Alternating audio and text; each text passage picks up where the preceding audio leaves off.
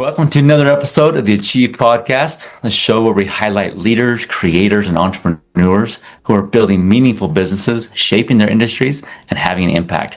I'm Taylor, your host, and excited today to be joined by Scott Sampson, the CEO at Powder Communications, and you can find them at powdercommunications.com. Scott, give us the backstory real quick, how you got into this space, who you're helping out.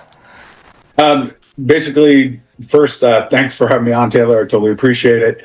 I started out, I think like a lot of people did, I started out selling internet door to door, knocking doors, selling point to multi-point wireless for a company called Speed Choice, which became which was part of People's Choice TV.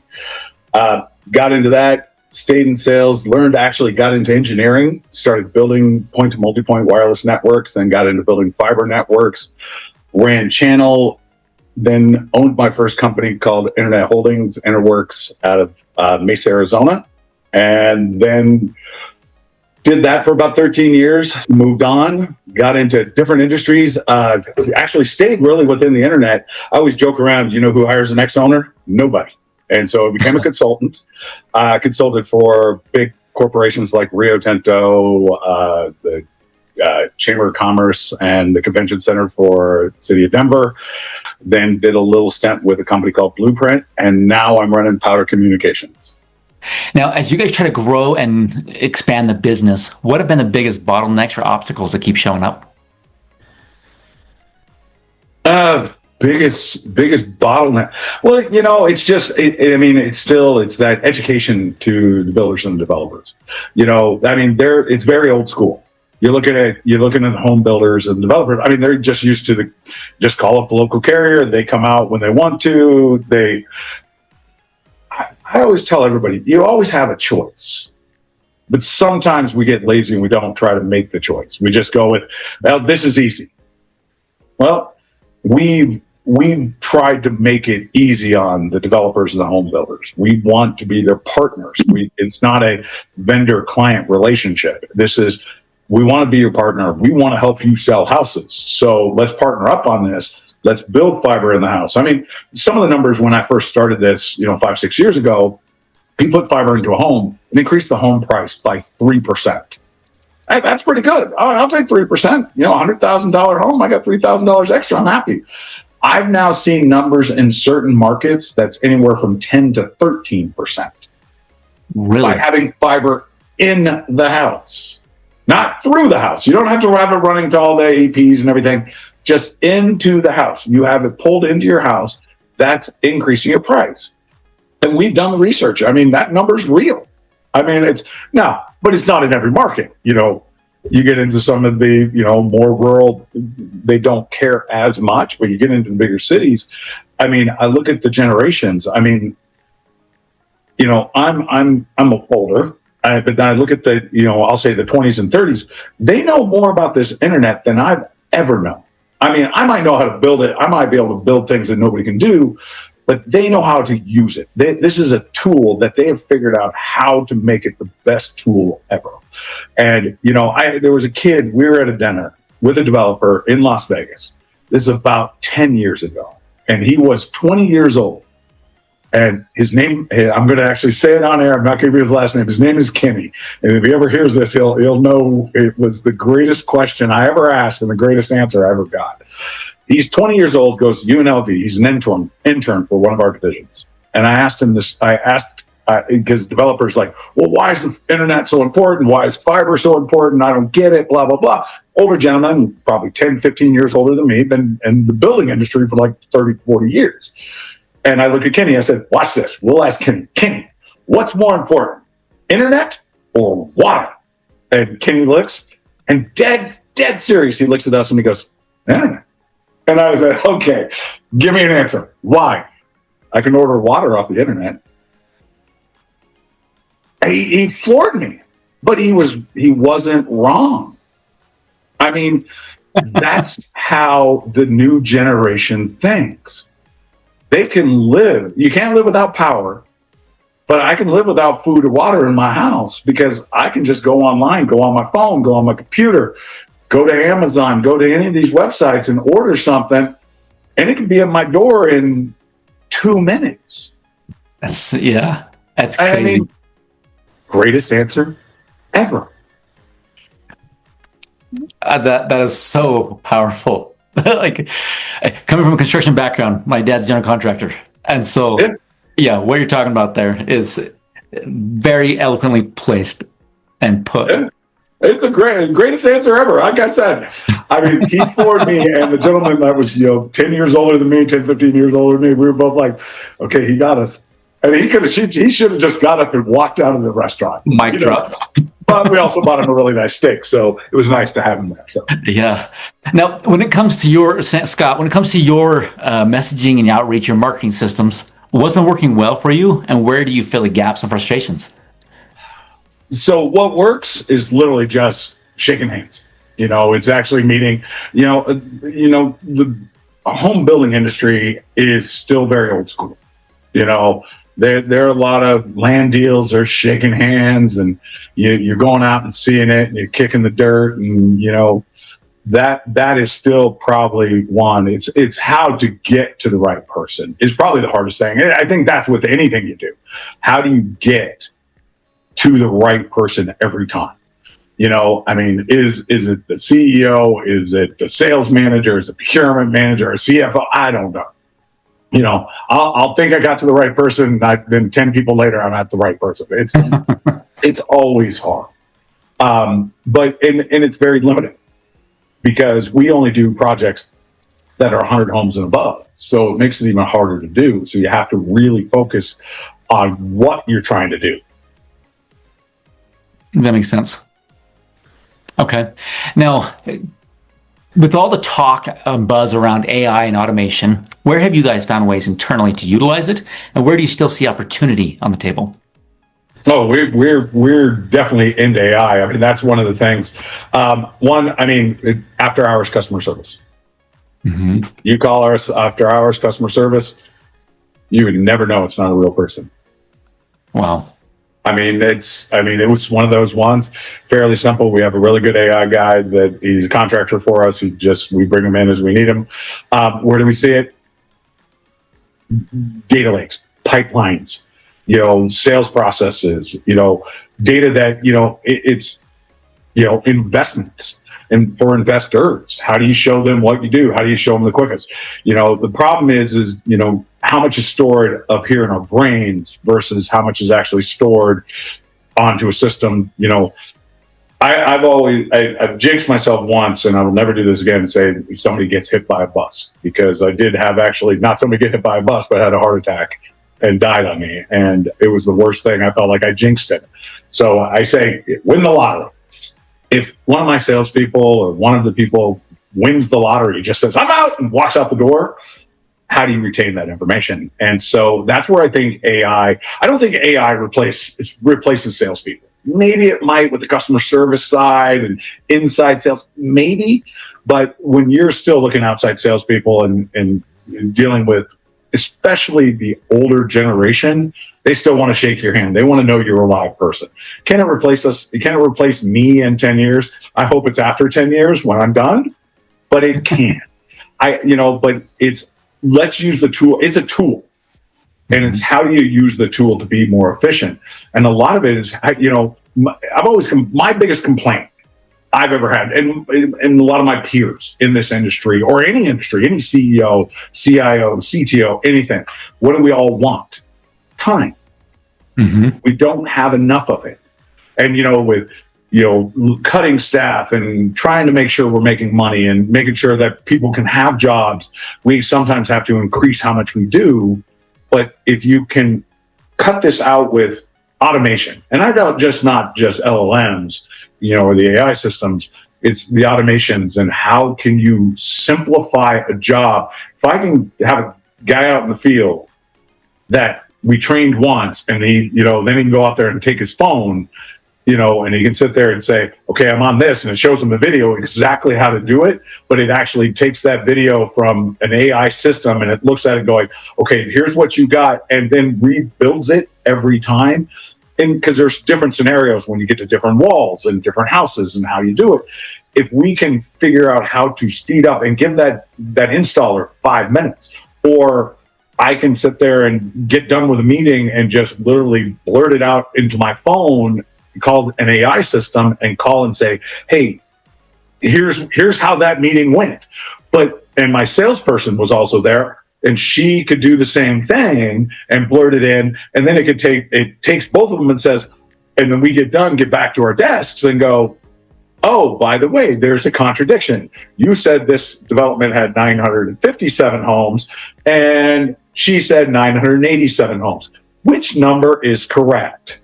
Now, I would go with her because I believe she's smarter than me, but it would then her and I would get on a call and go, I heard 957. Oh, I thought I heard 987. It's, we could reach out to the customers, or do we care? It's one of those ones saying it's between 957 and 987. You could put it in the system, but we can automatically automate that and add it in. That's where I do believe, once again, these people that you hear a lot of screaming right now, AI is going to take all of our jobs. No, it's going to create different jobs. Just like when the assembly line came around. Yeah, it did eliminate some jobs, but it created a whole other industry. AI should do the same. There are a lot of repetitive tasks will get eliminated. Construction is not going away.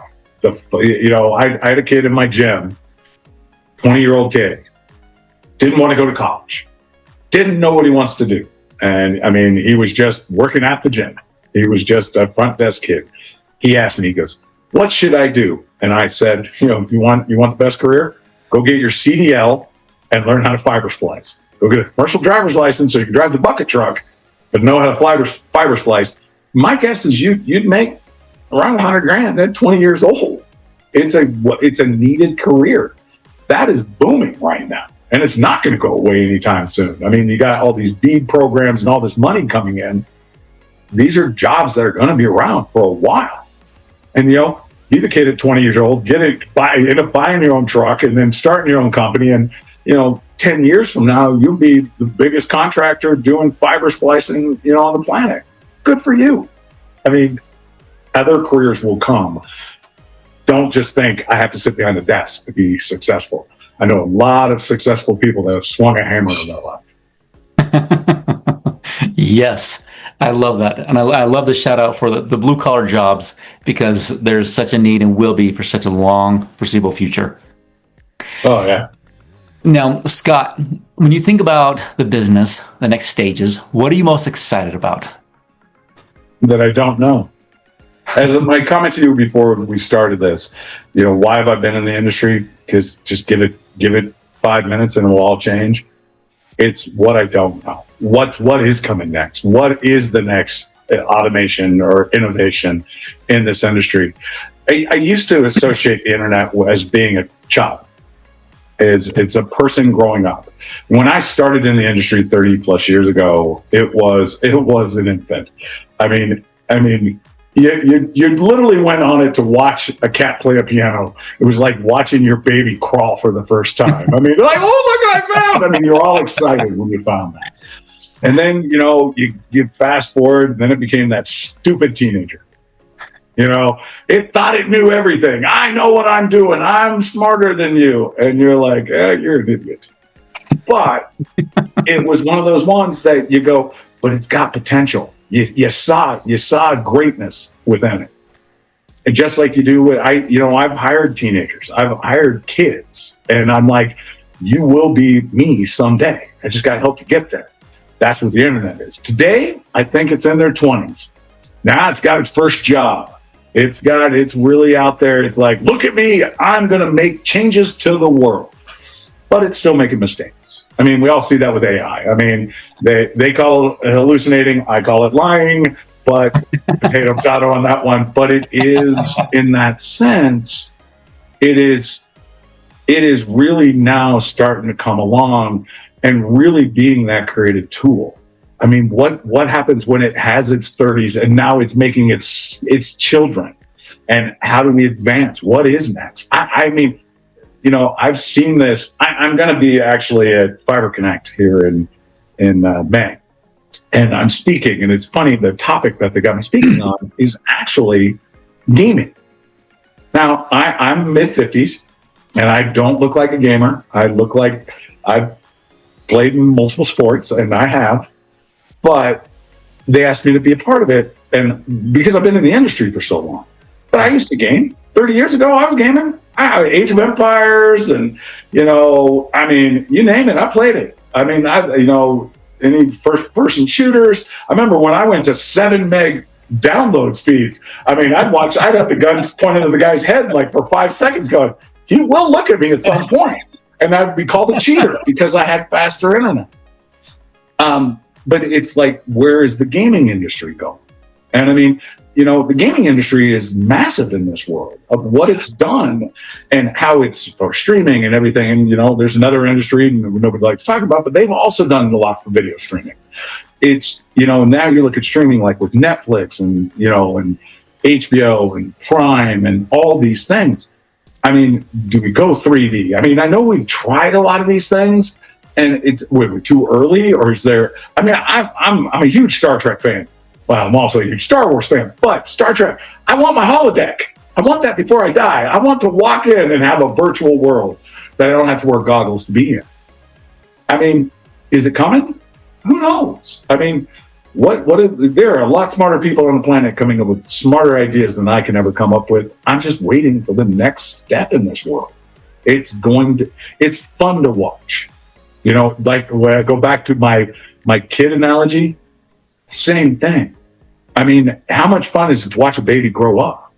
And, I have 2 20-year-old daughters, and I've watched them become young women from babies and crawling. It's the same way I watch the internet.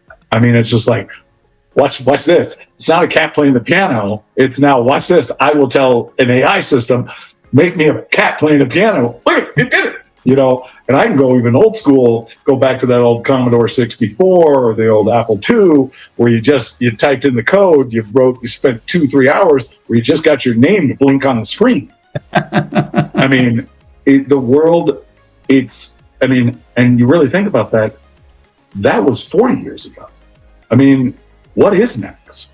Something fun, I hope. Yeah, I love that analogy. I don't know if I've ever heard it put so well, of watching the internet grow like a child. It is. Because, come on, we all remember about 10, 15 years ago, the internet was pretty stupid. It was like, wow, I was that kid when I was like 17 going, I am smart. No, I wasn't. I was stupid. But, but I'm learning. And as I tell everybody today, this one thing that the internet's probably taught me more than anything is you can always learn. We're not done. If you think, like me, mid-50s, kids that I know that work at my gym in their 20s, or my mother who's 80, we're always learning. My mom sent me a question, and I literally went on ChatGPT, typed it in, sent the answer to her. She goes, wow, you're smart. And I said, no, Mom, you could have done this too. If you just use AI, it's taking over the world. Skynet's coming. Okay, we're going to just go back. I'll just call me. I'll answer for you. I'll just be the smartest son you have. I love that. And I love the pointed question that you posed there, where it's like, okay, when the internet has its children, just like going in your 30s, like, what is it going to produce? What are they going to look like? I think there's a lot of questions there. You're like, wow, it's what are the offshoots? Mm-hmm. What are the offshoots to an AI system? How does it, because that's one thing with LLMs, when you start actually looking at that industry, right now, just making it a search engine is pretty much what it is. How, and it can help you make photos, and it's getting more, and it's evolving, and it's evolving very quickly. But when you tie it into mapping systems, when you're driving your car, or you now see them. Geez, Malaise, I travel quite a bit, and I've seen them in every city. These cars that drive themselves, and but you now get into this, and you really put LLMs and AI systems that are getting smarter, and they can pull data. What can it do? I think it's limitless, and all I want is one thing: time. Give me more. I can't be more innovative because I don't have time. When you give me 30 minutes back of my day, I can be a better person. I can be a better mentor. I can be a better husband. I can be a better parent. I can be a better friend. And I said, this, in the end, and this is just my life and the way I live it. And I hope a lot of people do the same. It's just trying to make yourself and the people around you better, and that's about time. How do I do time better? How do I do time better? That's a good question. Now, Scott, if you had to pick one constraint to focus on and solve over the next 90 days, what would it be? Oh, wow. That's a loaded question. What one constraint? Time. It still comes back to the same thing. It's trying to figure out how do I utilize my time better?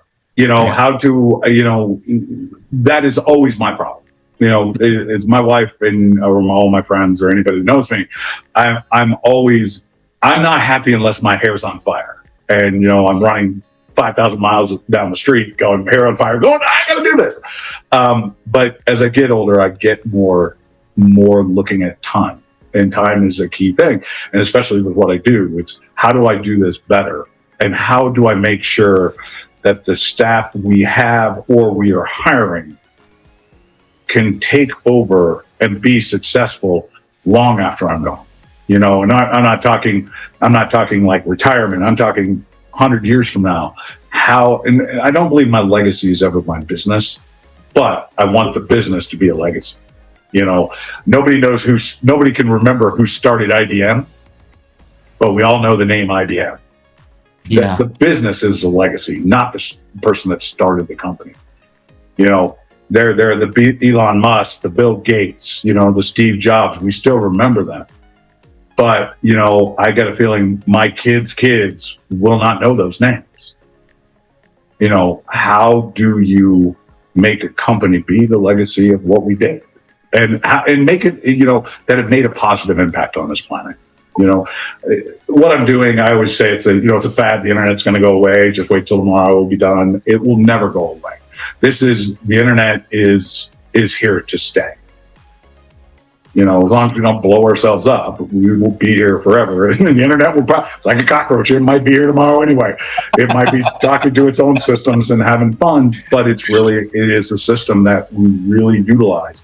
And we've just got to go to the next level. I love that. And I love that concept. I don't want the business to be my legacy, but I want the business to have a legacy.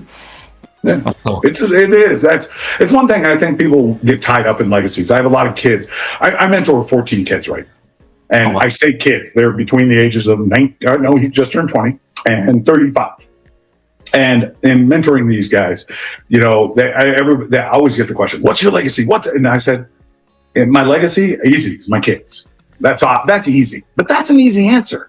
My legacy is that I told one of the kids, if I died tomorrow, that you would say one comment. And he was like, what's that?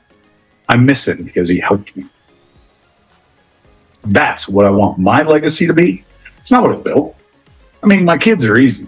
I want them to be good people.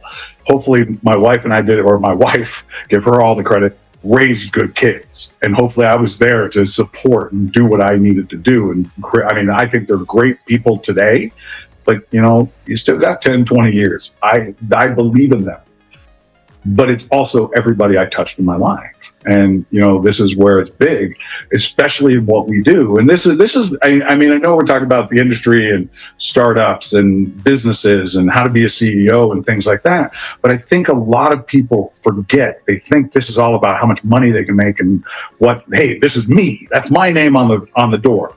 Who cares? You won't be here forever. It's what you pass on to our children and our children's children, and how we teach is what we're all about. It's not about money. Money comes and goes. I've made and lost more money than most people.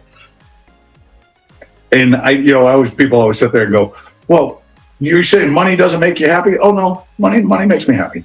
But money gives me one thing. And as I've said this already 100 times, it gives me time. I gain time by having money because I can afford to hire somebody else to help me, to take this off my plate, to book my travel.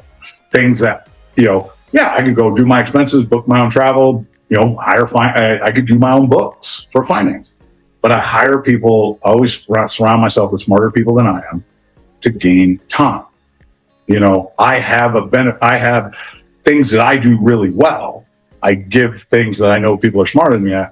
So mine is about how to grow the company and take it to the next level, while I give off the things that it's not less important. I mean, I need to build customers, I need to sell, but I pass those things on. And, like I said, for any entrepreneur, anybody that thinks they want to become an entrepreneur, I don't care what industry, from digging ditches to building the next $1 trillion company, if you don't surround yourself with the best people, you will fail.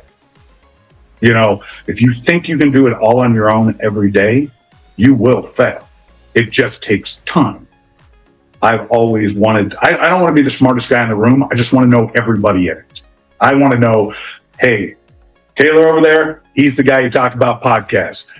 Sarah over there, she's the one you talk about sales. Neil, he's the finance guy. I mean, I might know everything they do. I don't want to. I want to point to the guys that are smarter than me and let them do their job. A lot of owners really get into that mindset where they've got to have my hands on. It's wrong. And I'm probably going to get a lot of nasty emails from a few friends that I have going, were you talking to me? Yes. If that's how you work, I am definitely talking to you. Well, Scott, thank you so much. You've dropped so many good wisdom and applicable things. And I love that. Surround yourself with a good team and the importance and emphasis you put on that. Yeah. That's so true. I'll give you one more. And this actually I got about parenting, and it goes with that whole kid thing. The biggest one is fear. I don't want my team to ever fear me. I want them to fear disappointing me. Just like I raised my kids. I don't want my kids to wait till your father gets home and think I'm coming home and spanking them. I want them to just see it in my eyes going, you screwed up. I hope you learned something. Because if you live in that world, people don't react well to fear. They actually get a little gun shy. They just don't do their job as well. But they understand disappointment. I will never fail him again because I screwed up. So I could write a book on those. I love all those sayings. Maybe we'll have to do that. But that is a good one. I don't want my team or my kids to fear me. I want them to fear letting me down. Yeah. Disappointing me. Well, thank you again for coming on and sharing your time, your wisdom, your insight with everything you've done. Really appreciate that. For those who want to reach out, LinkedIn, obviously, powderedcommunications.com. Is there anywhere else you want to send them? Nope. Those are actually the only two I really use. Awesome. Well, again, thank you for coming on, and thank you to today's sponsors, Achieve Fractional, which provides fractional executive leadership for growing businesses. And if you enjoyed today's episode, share it with a friend, a colleague. If you want to know more about the communication industry, reach out to Scott and the team, and they'll help you out. And we'll see you on the next episode of the Achieve Podcast.